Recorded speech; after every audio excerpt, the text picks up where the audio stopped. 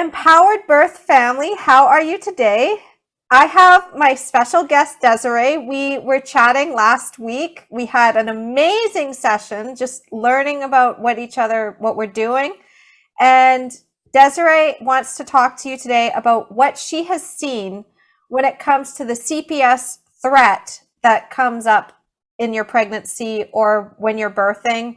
And your doctor says, well, if you don't do this, then it's negligence and we're going to call CPS.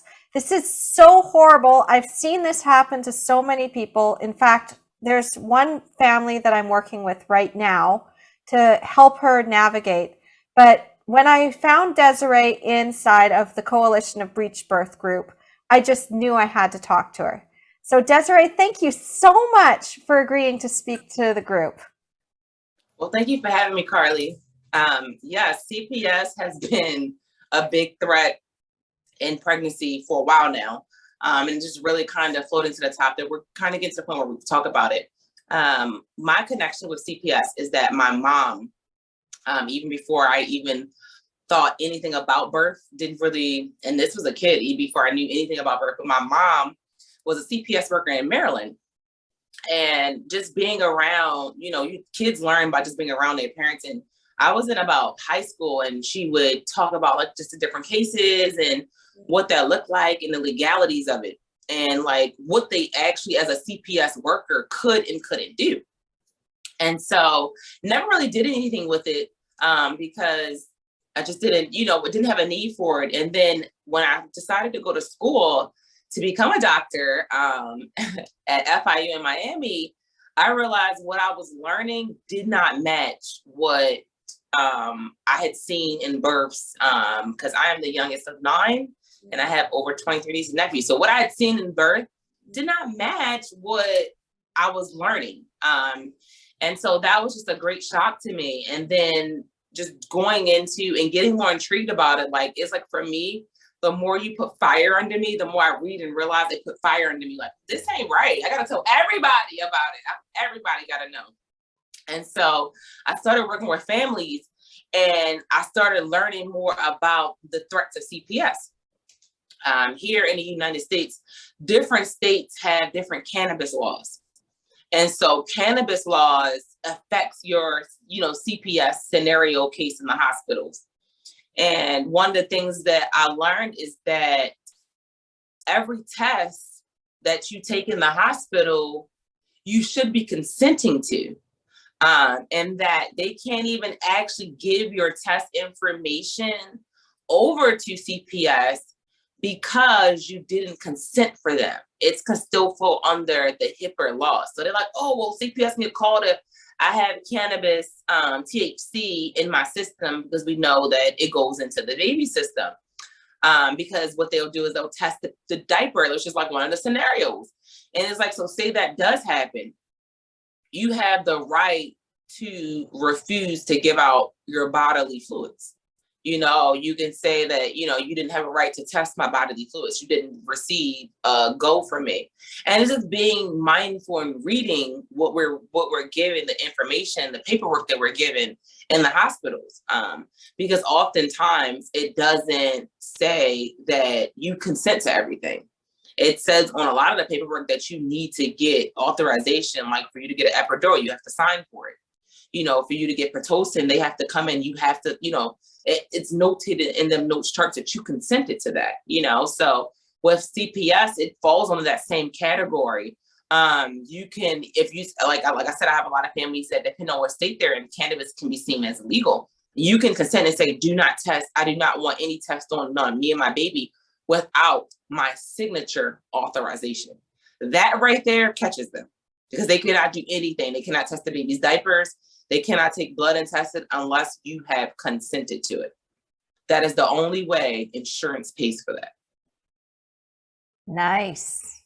And I didn't know half of that with like the testing of the bodily fluids, because most oftentimes it's not mentioned that you need to obtain consent. They just do these things.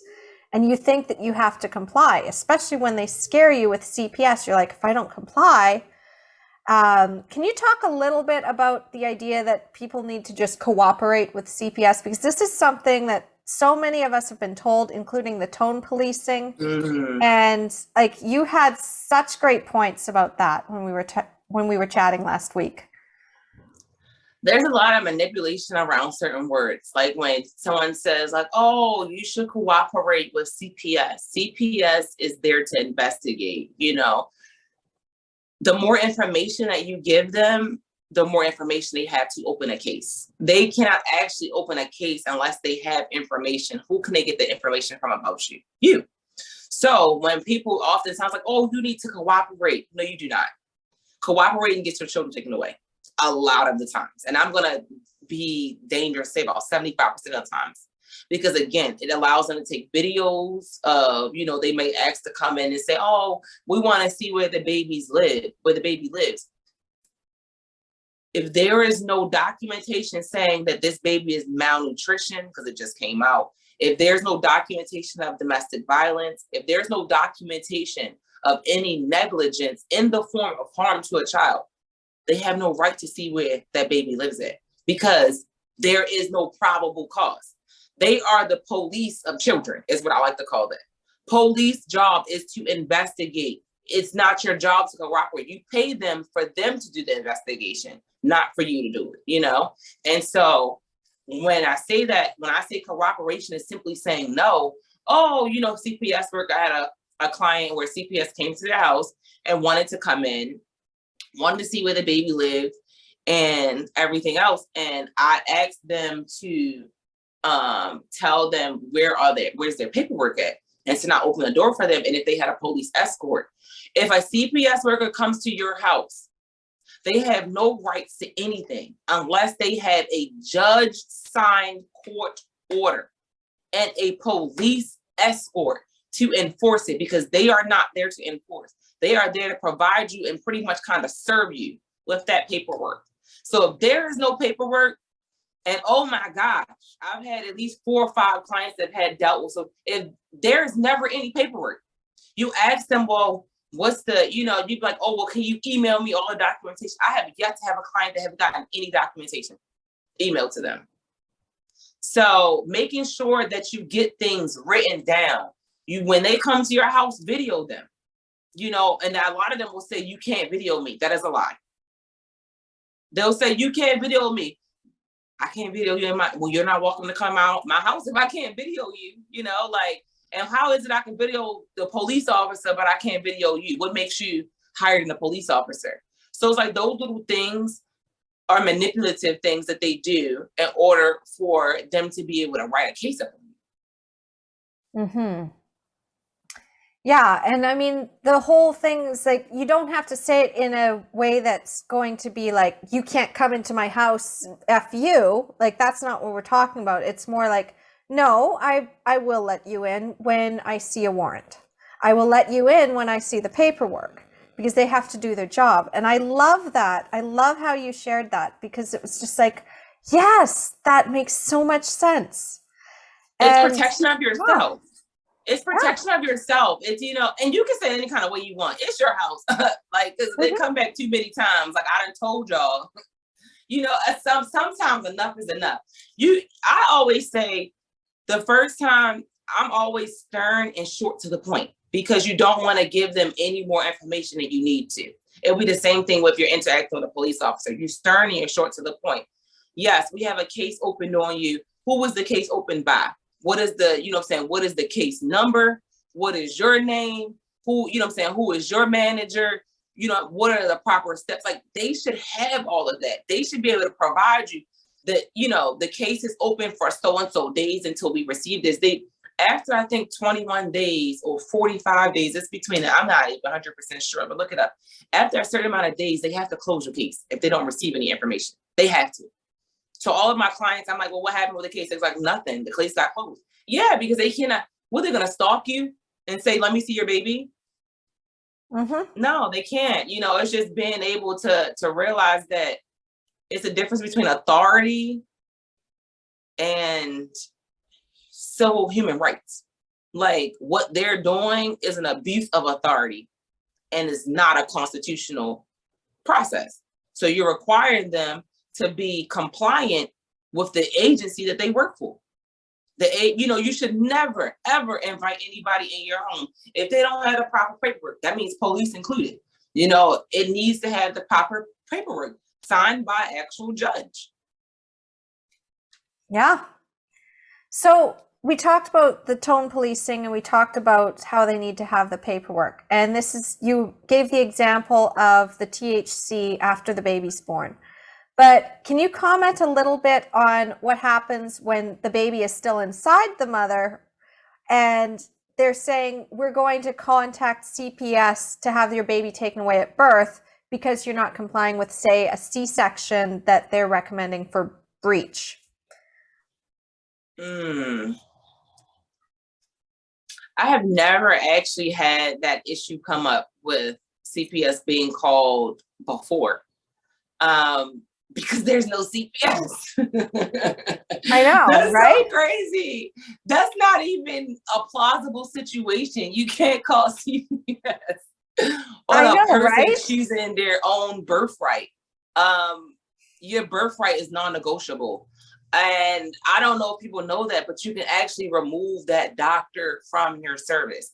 So what I would say is, in a situation like that, because that escalated extremely quickly, in my opinion, in a situation like that, you would ask for a patient care representative. I'm not sure if they have that in Canada, but I know here in the United States, you would immediately ask a patient care representative. You would also ask for that doctor to be removed from your service and you do not feel comfortable. And that will be the two things that you do. And then the third thing is that you need to follow up with their board. You need to submit an official complaint to the hospital, to the board, letting them know that you was threatening for using your civil rights. And I'm so glad you asked that question, because then that comes into my paperwork, the rights of childbearing women, so that comes into my paperwork that I'm going to upload so that you'll be able to have it.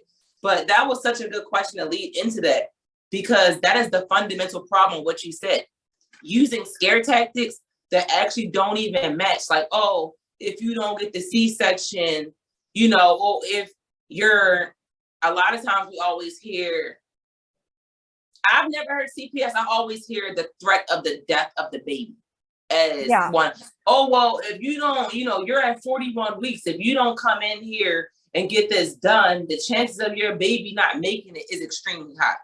Again, that type of conversation, you would do the same, minus the patient advocate, you would do the same thing. You would literally go and say, remove that doctor from your service. If that doctor comes into your room during delivery, you can, when you walk into the hospital, you can make it known what doctors you do not want to work with. It's all within your right, because they have more than one OBGYN on call. And they have normally have a couple of OBGYNs, a couple of midwives on call. You have the right to remove any doctor and any nurse. Because I hear sometimes the nurses will come in and they're very aggressive. You have the right of letting, calling in and saying, I do not want that nurse back in my room. And they normally will bring in, what is she? The nurse director? She's something. They normally bring in, it's just different levels of how you escalate it. And so they normally bring in the director of nursing, the nurse director, who's over the entire department of nurses, who normally come in for you to be able to discuss. And you just let them know that you don't feel comfortable with that person. You don't like their language that they're using. It's upsetting and aggressive.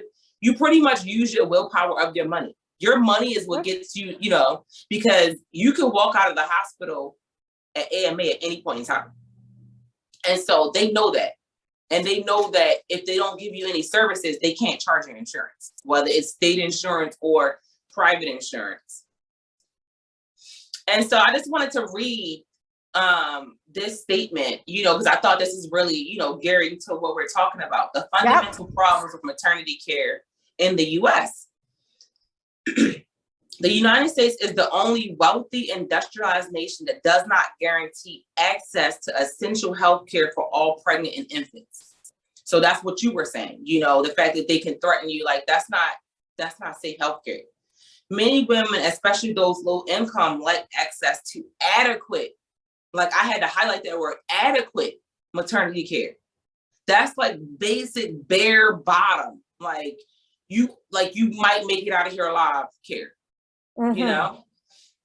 A large body of scientific research shows that many widely used maternity care practices that involve risk and discomfort are no benefit to low risk women and infants.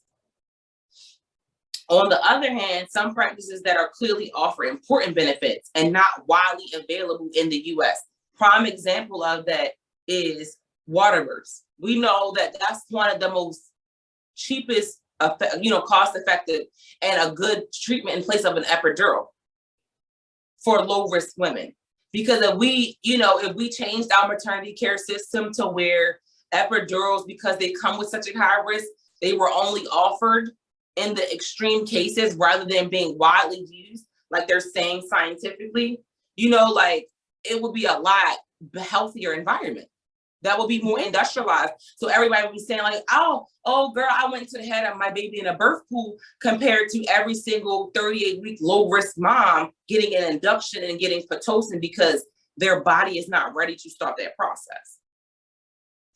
Many women do not receive adequate information about benefits and risks, specific procedures, drug tests and drug treatments, or they don't even hear about the alternatives. The number one thing I tell you is, if you are giving birth in a hospital, particularly in the hospital, the BRAIN acronym can save you and your baby life. The benefits, the risks, your intuition, alternatives, and doing nothing. Every single process they want to offer you, I always say, apply that to that. Ask them, what is the benefits to me and the benefit to my baby? What are the risks? If they cannot give you that, that is a red flag, and we have to start requiring more from them. And Absolutely. so one of the biggest portions of it right here is that childbearing women frequently are not aware of their legal right to make healthcare choices on behalf of themselves and their babies. And they do not exercise this right, like how you were saying. Like when they threaten to call CPS, that's unconstitutional. You have a basic human right that you have full autonomy over your body and your baby. Choosing, and it needs to be said, we need to start saying it more often. How you choose to give birth does not change the outcome.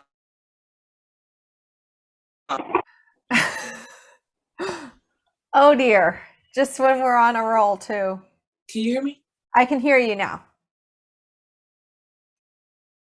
I wonder why. I'm not sure what happened. It's like really low. It cut out on us and it was weird.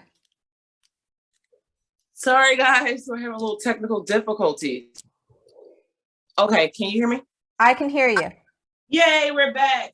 Sorry about that. That's what you have, electronics. Oh, no worries. I've been on summits for like $1 million coaches and they've had technical difficulties. This is just the way life is.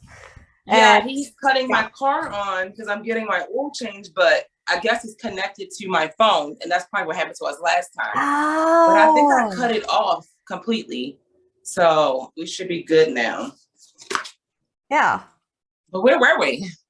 Okay, so we were talking about the informed consent. We were talking about how they don't know their legal rights, and then that's when we lost. Yeah. Oh wow, this is good. So at the bottom of it, for the childbirth education, they said we must ensure that all childbearing women have access to information and care that is based in best scientific evidence now available, because a lot of the laws have changed. A lot of the rhetoric that they're using may have been a sign of CPS being involved, but now that is not the case. And it says, and that they understand and have opportunities to exercise their rights to make healthcare decisions. Women whose rights are violated need access to legal and other resources to address their grievances. And that's the biggest portion. There's been so many violations where we have not had the opportunity to address or even know that we can address these grievances. And so with that being said, we're going to go over, they have about 20, about 20 tips and every woman's rights that we should know. And then I would love for you to, Carly, just to pop in for whenever it's similar, to Canada. I would love to, hop in. Absolutely. The first one is every woman has the right to health care before, during, after pregnancy and childbirth. I think that's standard. And the second one is every woman and infant has the right to receive care that is consistent with current scientific evidence. I don't even know if that's true in the US. I'm hearing a lot about episiotomies and stuff happening over there. So that's not consistent with the evidence. Right, because it says, after it says that, it says receive care that is consistent with current scientific evidence about risk and benefits. It's in bold, but then it says practices that have been found to be safe and beneficial should be indicated when harmful, ineffective, and unnecessary practices should be avoided. Unproven intervention should only be used in the context of research. We know that continuous fetal monitoring is unproven research, but I know here in the US, that is standard care. Oh, we have it here too. Well, you have to battle. You have to battle for you to get what is it called? Either wireless monitoring or for you to be able to get what is it? They call it intermittent auscultation is the one where they're using the Doppler. Okay, so yes, for you to be able to get intermittent auscultation, if that hospital doesn't do that, then more than likely you're going to get strapped. Yeah.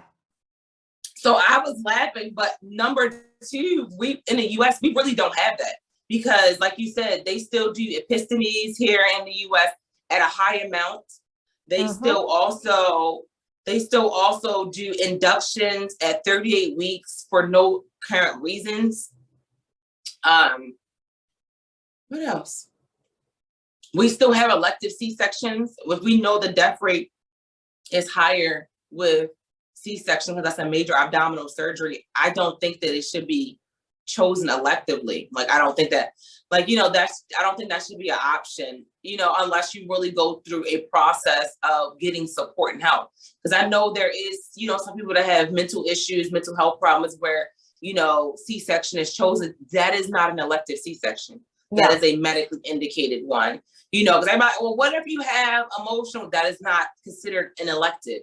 That is considered a emergency mental health cesarean, that is what that is. Let's give the respect that it deserves. So when we're talking to I just don't think elective should be chosen. I want to pick my baby's due date. We can, show that again, number two, where the indications, point to where the baby can be born at 38 weeks and still have to go to the NICU with a C-section compared to a 38-week baby that's born spontaneously, then we should be following that track in which the US does not. Yeah. And, Canada follows suit on that stuff too. There's a lot of things that are definitely not evidence-based that happen. And it varies from hospital to hospital, even in the same health authority. And it's what the hell are you doing? But the thing is that informed consent didn't start to become a thing until the 70s. And for maternity care, it wasn't a thing until the 90s, which was insane. We're the maternity care, we were talking about this earlier, is one place where there is no informed consent. There is a lot of abuse that happens. It's sanctioned abuse. And at the same time, sanctioned abuse, Carly, that's the word. Sanctioned abuse. It's totally sanctioned abuse. And the other one is we're all guinea pigs. And they get away with it. Here. It says you're not even supposed to be doing that under the context of it's supposed to be labeled as research. A lot of families don't know that, certain drugs like, cytokine, when you're using it, is actually meant for abortions and they use it for inductions. So it's we don't know these things because they don't, it's sanctioned coercion of, you were in this state, so you had to get this baby, which is a form of abuse. So you're telling the truth on that. Oh, yeah. I mean, I could go on this all day. You know, I could. Um, so yeah, it's just, it's insane though, what's been going on, because I see this, and I've been reading Reclaiming Childbirth as a Rite of Passage, by Rachel Reed. I love that book, by the way. And just the thought that's like, we've just been guinea pigs. Like the first time they invented the episiotomy, that was, oh no, oh we've lost you again. There you go. But like we lost, like the the men just were like, oh, I think I'll cut, and that should make things better. And it's like, no, now you've created all these kinds of issues, and now like we're sneezing and we're peeing when we're sneezing. We've got all these pelvic floor issues, and Woo! then from that point on, it's like, oh, that's just the price of having a baby. It's like, no, it's the price of messing with the frickin' system here that we were. Yes. And it's like knowing that the chainsaw was invented for C-sections. Oh God, that was just. Oof. It was, yeah. So it's just like those things, like it's just shocking. Again, it's just shocking.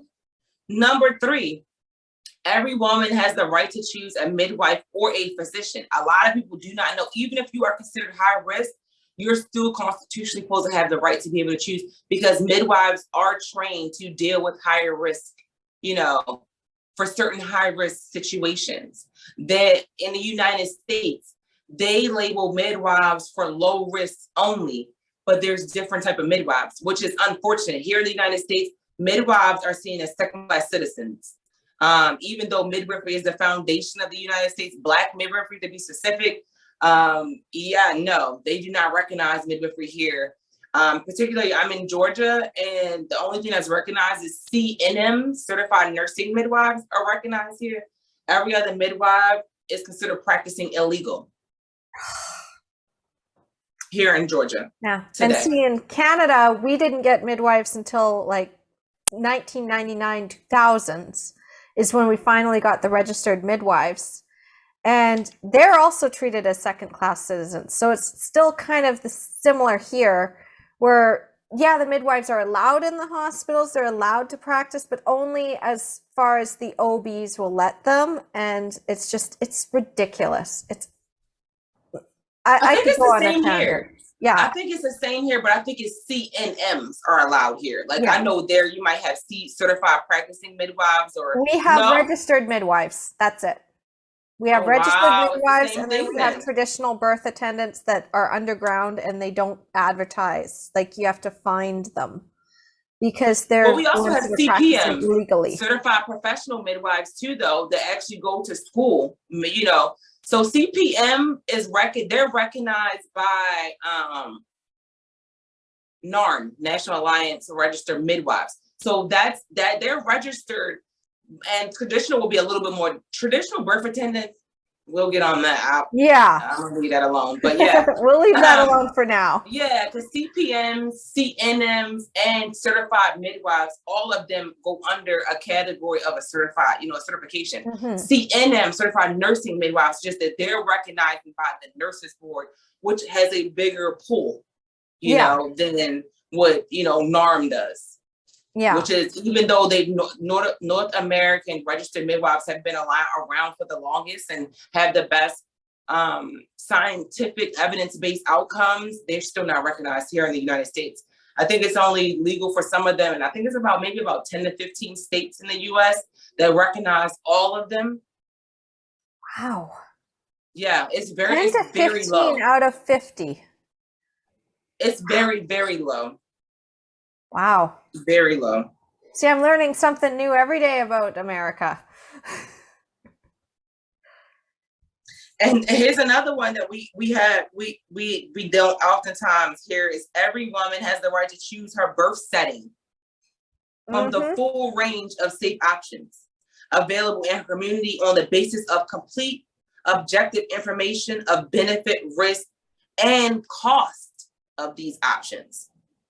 I have never, ever, ever, ever seen, and I'm gonna be honest, even some of the midwives who believe that if you don't birth with a midwife, then what you're doing is unsafe, So this number 4 should be number 1, because most people do not even know that. And it's really shocking. Like, oh, like home birth can be, safe, if not safer than hospital birth, depending on your background, your cost, all of that. And it's like, that's one of the biggest things. Like, home birth is so frowned upon in the US. It's so taboo here. And it's like, I think the reason why they worded it like that is because they want people to know that you can choose safe options, such as community care, such as your community midwife.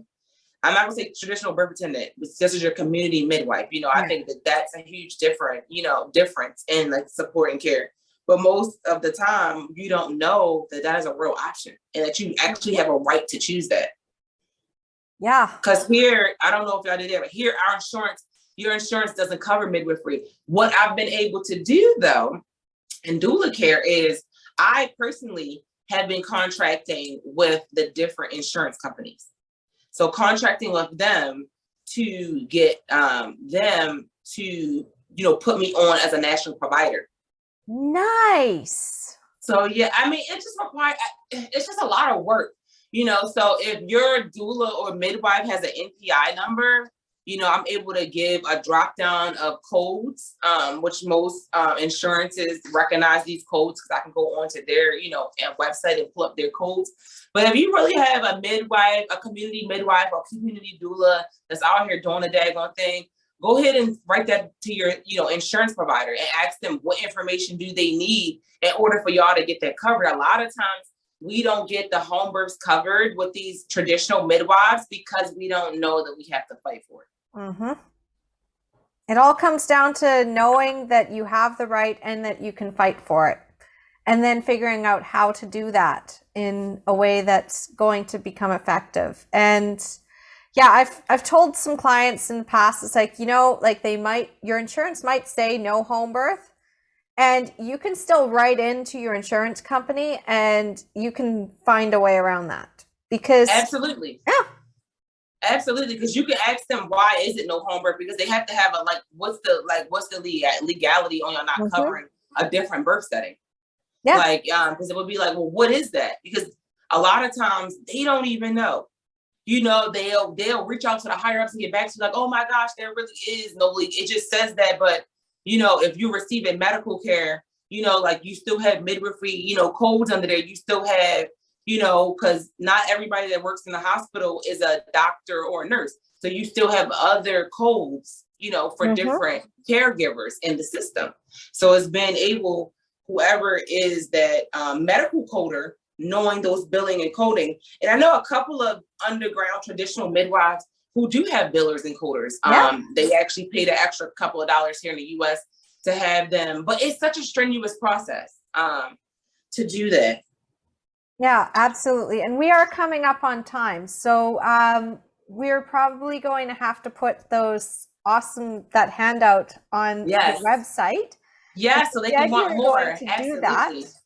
And you also have a TikTok as well. So if you want to tell our viewers about where they can find you, to follow you, start getting all of this good information that you're sharing. Yes. Thank you. I would. So I do have a TikTok where I often talk about just different things in life that have to do with children, just different videos I come across. And my TikTok handle is at DesiGod13, DESIGOD 13, because it's always DesiGod with the childbirth talk. Because oftentimes we don't get to talk about stuff like this, where we really get to dive deep in it. And so I get the ability to do 3-minute videos to really kind of dive into it. And since this is always a big hit, I think I'm going to do a video and actually post this up there so y'all be able to get 1 through 20. Will be on my TikTok. I'll, by the end of this week, I'll have it posted on there. So you'll be able to go through them, be able to select them and look at them. And, we'll be able to talk about it. And everybody shares their stories and information and get support and just kind of, have that community that we don't have, that we're trying to build. Absolutely. Thank you, Carly, so much for having me. And I'm so glad that you now have content for your TikTok. Yes. Yeah, it's just been great talking with you, Desiree, and we're going to have you on again to talk more because you have so many other stories. You've supported moms that have had VBAC after 5 C-sections. You've had stories where you've supported moms who've had vaginal breech birth. I mean, it's just the stories that you can tell. I'm just so excited to be able to dive into those. But thank you I so can't much. wait. I can't wait. Yeah, it's just, I don't even, as you say that, it's kind of shocking to me that I've been there because it's just like, to me, it was just like another normal, special, magical birth. And like, just to, see how society frames it and like the difference is like, oh my God, you've been there. It was like, yeah, so I would love to discuss it. I have pictures and videos. A lot of my families let me share. So Oh, I I would love love to be that. able, yeah, to pop in some of the pictures, some of the videos. I have some recordings of them just talking about like their experience and stuff that I would love to be able to pop in just so people can see that it's not just us as birth professionals telling the stories, but it's families wanting us to get this out there and wanting their stories and voices to be heard. Exactly, because the story is so powerful too. And once we share our stories, then it inspires others. So I'm so happy that we met and that we've now connected. And Yes. Desiree is inside of our Facebook group too. So if you ever have any questions, all you need to do is tag her name, or you can just go into the chat right now and you can send your questions in, and Desiree can also see that and she'll be able to answer as well. So thank you so much, Desiree. I look Thank forward you. to chatting with you again. We I will look have forward to to do hearing this all the again questions soon. from this conversation. I know it's going to Oh, spark a lot. poring over those questions and then also going through and having your TikTok. I'm going to have to go and figure out how to do this TikTok thing You do. just to go and see all of your videos. I'm very excited about this. And Yes. I'm going to go have my lunch now. You have All a right. Thank you, great rest of your Carly. Thank day. you, everybody that watched in and tuned in. Thank y'all so much. Like just sharing y'all stories and just being willing to listen. I really appreciate the time that everybody has taken and everybody's stories because they all, belong in this place and we all have a voice. And I'm just thankful I could share it. Well, enjoy your lunch. I will. And you enjoy the rest of your day with the nice sunshine. Little bit envious there. How warm is it over there? It's only 2 degrees Celsius here. So what's that, about 36, Yeah, 38? probably about that. Yeah. Yeah, I think it's about 65 here. And the sun just came out. So I'm excited to go get a little bit of, Oh, it was rainy at first, but it 65. turned out. Nice. All right. Well, you go enjoy the rest of that nice warm sun.